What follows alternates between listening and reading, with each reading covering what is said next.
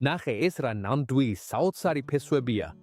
ეს ყველაფერი მიღწეულია ახალი ვარსკვლავისებური საჰაერო დაკალმით. იცოდი რომ ეს მეთოდი ბევრად უფრო ეფექტურია ვიდრე ტრადიციული დაკალმა. ამ ტექნიკის წყალობით შეძლებ მიიღო ახალი ხეხილი გაცილებით მაღალი წარმატების პროცენტით. თუნდაც იმ ხეებში, სადაც ტრადიციული დაკალმა ხშირად პრობლემებს იწვევს. დღეს ზუსტად გასწავლი როგორ უნდა გააკეთო ეს. ნაბიჯ, ასე რომ ყურადღებით იყავი, რადგან ახლავე ვიწყებთ. პირველი რაც დაგჭირდება. ეს იქნება პლასმასის ბოთლი, შეიძლება იყოს 1 ლიტრის ან დაახლოებით 1/4 გალონის. ახლა მოვამზადებთ ჭურჭელს. მარკერით ვაკეთებთ ნიშნულს დაახლოებით 10 სანტიმეტრზე, ანუ დაახლოებით 4 დუიმზე. ეს იქნება ჩვენი ჭურჭლის სიმაღლე. შემდეგ ვავლებთ ხას თავსახურის ცენტრიდან იმ ნიშნულამდე. ზუსტად აქედან გავხსნით ბოთლს.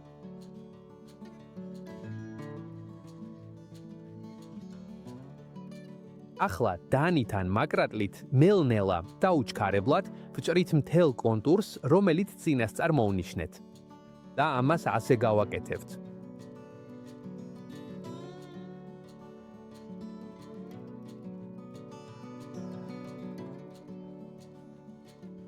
ახლა ჭურჭლის გახსნის დროა. ამისთვის ვჭრით ვერტიკალურად მთელ ხაზს, რომელიც ადრე მომნიშნეთ. ეს გავაკეთეთ დანით, სანამ ბოთლის ყველაზე მყარ ნაწილამდე მივალთ, ანუ იქამდე, სადაც თავსახური ჯდება. ამ დროს გახსნის დასასრულებლად დაგვეხმარება საჭრელი პინცეტი.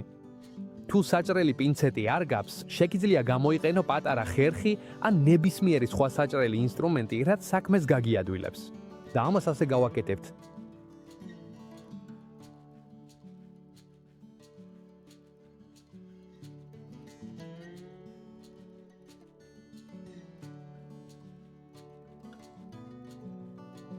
კარგი, უკვე მზად გვაქვს ჭურჭელი. ახლა გადავდივართ თავსახურზე. თავსახური მეც უნდა მოვარგოთ ის ტოტს, რომელსაც გამოვიყენებთ. ამისთვის ვაკეთებთ ხველს დაახლოებით იმავე სისქისას, როგორიც ტოტია, სადაც აყვანას ვაპირებ. სრულყოფილი რომ გამოვიდეს აუცილებელი არ არის. უბრალოდ ვცდილობთ, რაც შეიძლება კარგად მოერგოს, რომ შემდეგ სუბსტრატი ადვილად არ დაიქცეს. როგორც კი ხვრელი გავაკეთეთ, თავსახურზეც გვერდით ჭრილს ვაკეთებთ. ეს ჭრილი საშუალებას მოგცემს ოდნავ გავხსნათ და ტოტის გარშემო მოვათავსოთ. და ამას ასე გავადეთებთ.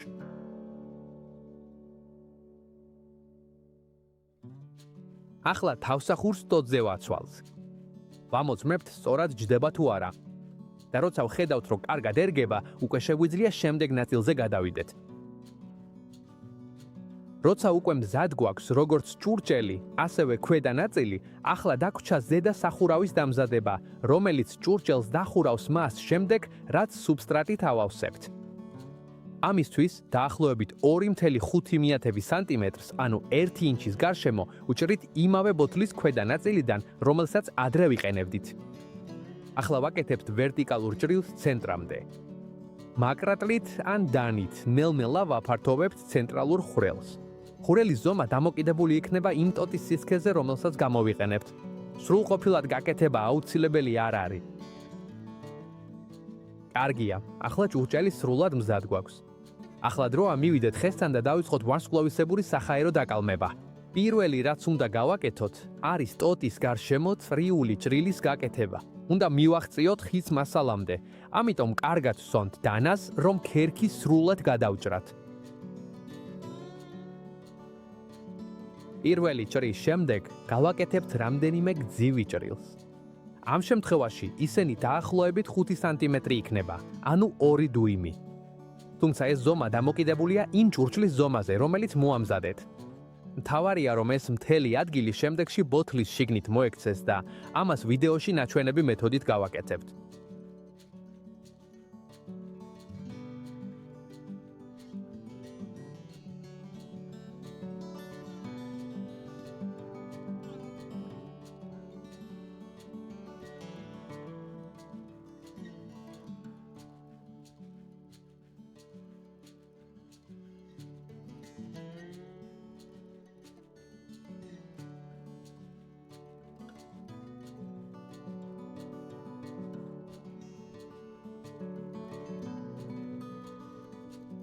მადლობთ. როდესაც ყველა ჭრილი უკვე გაკეთებული გვაქვს, ახლა ნელ-ნელა ავწევთ თითოეულ ქერქის ზოლს.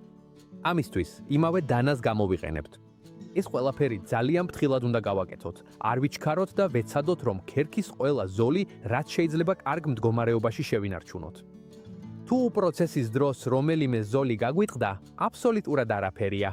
დანარჩენები მაინც სრულყოფილად შეასრულებენ თავიანთ ფუნქციას. ვაგრძელებთ თითოეულის აწევას, სანამ ყველა სრულად არ გაიხსნება.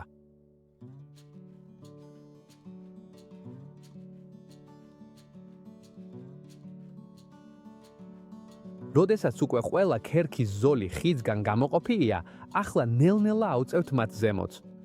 ვცდილობთ, რომ მიიღონ ვარსკვლავის მსგავსი ფორმა, როგორც ახლა გაჩვენებ. საჭირო არ არის, რომ ყველა ზოლი ზუსტად ერთნაირად იყოს. მათავარია, რომ ისინი იყოს გახსნილი და ზემოთ მოღუნული. ზუსტად ეს ფორმაა, რაც ამ მეთოდს სახელს აძლევს. როდესაც ყველა ზოლი იმ პოზიციაშია, რაც გვჭირდება, ვამაგრებთ მათ პლასტმასის სამაგრით. თუმცა შეგიძლია ნებისმიერი სხვა სახის შემკვრელიც გამოიქენო. ვუჭართ იმდენად, რომ ყველა ზოლი გახსნილი დარჩეს და ბოლოს ასე უნდა გამოვიდეს.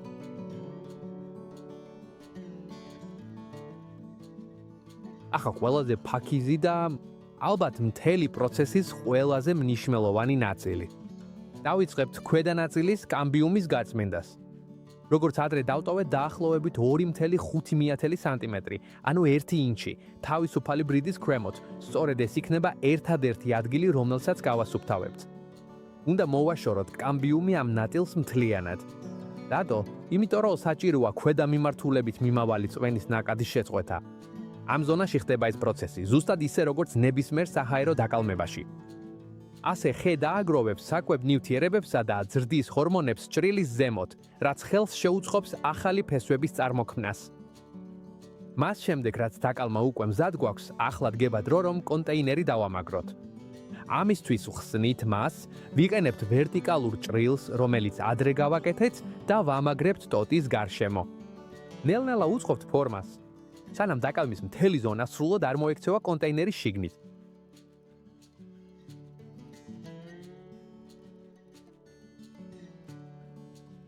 ახლა კი დგება დრო, რომ სუბსტრატი ჩავყაროთ. ამ შემთხვევაში გამოვიყენებ სუბსტრატს, რომელიც ძალიან ადვილად ატარებს წყალს, თუმცა შეგიძლია გამოიყენო უნივერსალური სუბსტრატიც, ყოველგვარი პრობლემის გარეშე. ამ სუბსტრატს განსაკუთრებული არაფერი აქვს. მთავარია, რომ კარგად ინარჩუნებდეს ტენიანობას. მაგრამ ამავდროულად უნდა კონდეს კარგი დრენაჟი, რომ თავიდან ავიცილოთ წყლის დაგუბება. როგორც ხედავ, თავად ხრელი, რომელიც ადრე გაუკეთეთ თავსახურზე, ექსცეს წყლის ადვილად გამოსვლას უზრუნველყოფს და წყალი კონტეინერში არ დაგროვდება. ახლა მელ-მელა ვავსებთ, თითქმის ზედა ნაწილამდე.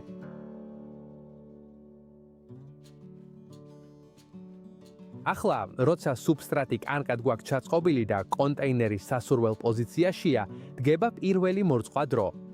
მოდით კარგად მოვწყათ, რომ სუბსტრატი თავიდანვე სრულად დატენიანებული იყოს. გაითვალისწინე, რომ მორწყვა სიხშირე დამოკიდებულია წლის იმ პერიოდზე, რომელშიც იმყოფები. ჰაეროვანი დაკალმება, როგორც წესი, ზამთრის ბოლოს ან გაზაფხულის დასაწყისში ტარდება, როცა ხე უფრო აქტიური ხდება. თუმცა იმ ადგილის კლიმატიდან გამოგინარე, სადაც ხოვრობ, ეს პროცესი წლის სხვა პერიოდებშიც შეიძლება ჩატარდეს. ამიტომ კალენდრის მიყოლაზე მეტად მნიშვნელოვანია სუბსტრატის დაკვირვება. როცა დავინახავთ, რომ ტენიანობას კარგავს, ან შედარებით მშრალია, ისევ მოურწყავთ, რათა ფესვა განვითარების პროცესში მუდმივი ტენიანობა შევინარჩუნოთ. ახლა კი საუკეთესო ნაწილი დგება. დაახლოებით 8 კვირა გავიდა მას შემდეგ, რაც ეს დაკალმება ჩავატარეთ. შეხედე, რა ნამდვილი საოცრებაა. თეთრი ფესვები უკვე ყველგან ჩანს კონტეინერში. ძალიან მოკლე დროში საოცარი ფესვა სისტემა გარუვითარდა. მაშინაც კი პირველივე კვილებიდან უკვე ჩნდებოდა პირველი ფესვები. უდაოდ, ვარსკვლავისებური საჰაერო დაკალმება მართლაც კარგად მუშაობს. მას შემდეგ, რაც დაკალმება სრულად დაფესვიან და ახლა დგება დრო, რომ დედამცენარეს მოვაცილოთ. ამოჭერი დაკალმება ქვედა ნაწილში და მოათავსე საშუალო ზომის ქოთანში კარგ სუბსტრატთან ერთად. კარგად მორწყე და დატოვე დაახლოებით 1 კვირით ნახევრად ჭრილში ან არაპირდაპირი განათების ადგილას, რათა ადაპტაცია გაუადვილდეს. ამ ერთი კვირის შემდეგ უკვე შეგიძლია საბოლოო ადგილას გადაადგილო და ახალი ხეხილის ხით ისიამოვნო. და ამით დასრულდა დღევანდელი ვიდეო. თუ ვარსკვლავის მეთოდი მოგეწონა, დამიტოვე კარბი მოწონება. გაუზიარე ეს ყველას, ვისაც მცენარეები ან ხეხილები უყვარს და მომწერე კომენტარებში საიდან მიყურებ და რომელ ხეხილზე აპირებ პირველად ამ მეთოდის გამოცდას. მიხარია თქვენი წაკითხვა და თქვენი შედეგების გაცნობა. გაგზავნით დიდ გულშემატკივრობას და შევხვდებით შემდეგ ვიდეოში.